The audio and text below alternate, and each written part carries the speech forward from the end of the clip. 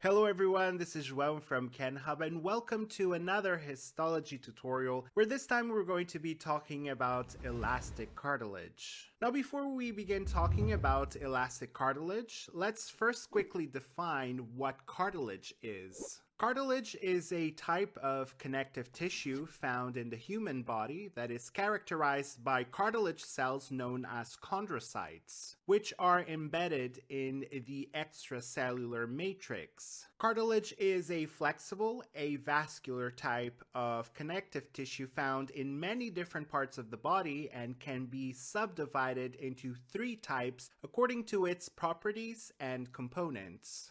The three types of cartilage are hyaline cartilage, which contains large amounts of type 2 collagen in its extracellular matrix and is the most common type of cartilage found in your body. Then we have fibrocartilage, whose matrix mainly contains type 1 collagen and can be found in areas of the body that are subject to pulling forces. And the other type is the star of this tutorial, the elastic cartilage, which, as the name suggests, contains numerous elastic fibers. And as we will see later on this tutorial, is quite a pliable type of cartilage. Cartilage essentially doesn't possess vasculature on its own, so it derives its nutrition through diffusion from capillaries in neighboring tissue.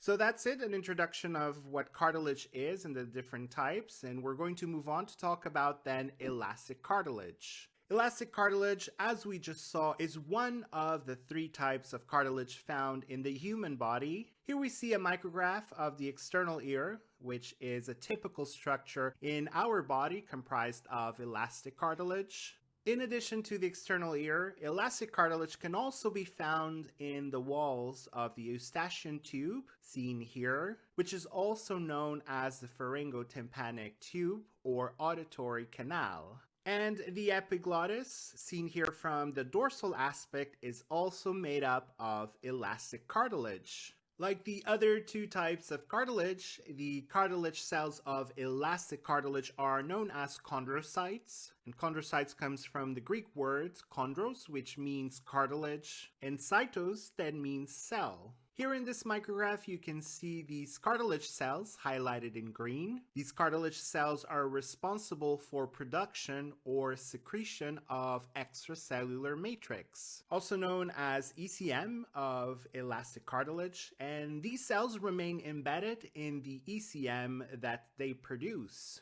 A typical image of a chondrocyte nucleus is seen in this image highlighted in green, in which we can easily distinguish the round shape of the cells in contrast with the flattened shape of the nuclei of the fibroblasts found in the same tissue.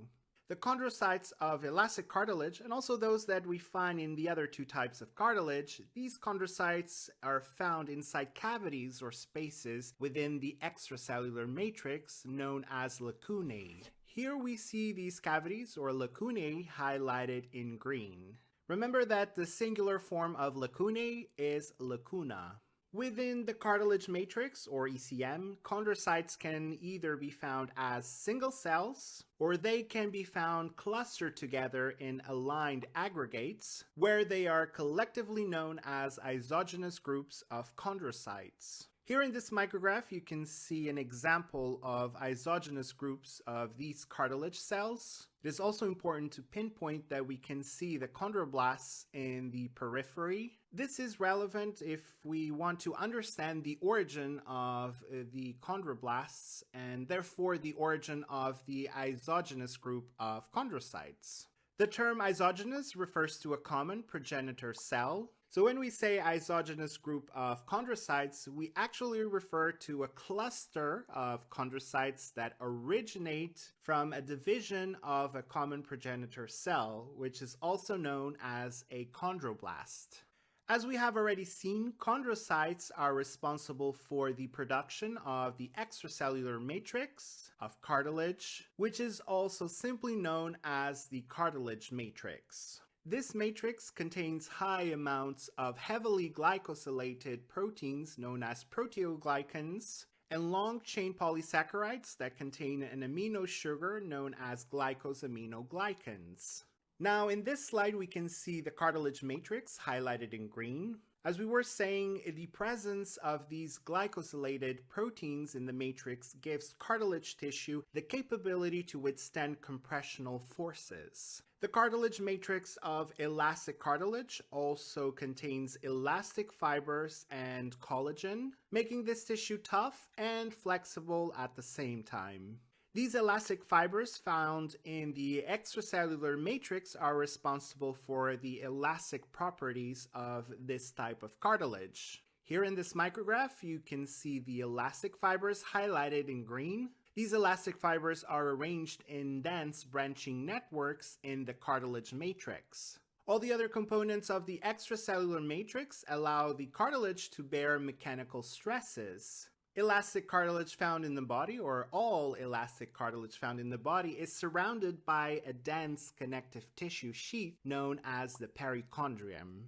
This connective tissue sheath helps support the cartilage and also contains vessels that supply the cartilage, as well as lymphatic vessels and nerves. It should be noted that the perichondrium is comprised of two layers: an outer fibrous layer, which contains elastic and collagen fibers, and an inner chondrogenic layer from which new cartilage cells arise.